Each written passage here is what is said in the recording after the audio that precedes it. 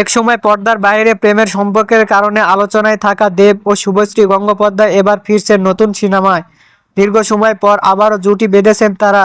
দুর্গাপূজায় মুক্তি পেতে যাওয়া দেশু 7 ঘিরে এরই মধ্যে দর্শকের আগ্রহ তৈরি হয়েছে।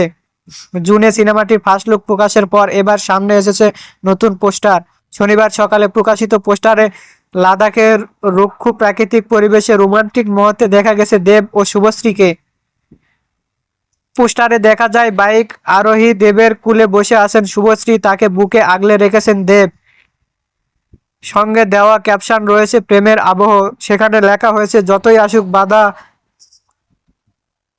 তোমায় আমায় করা যাবে না আলাদা।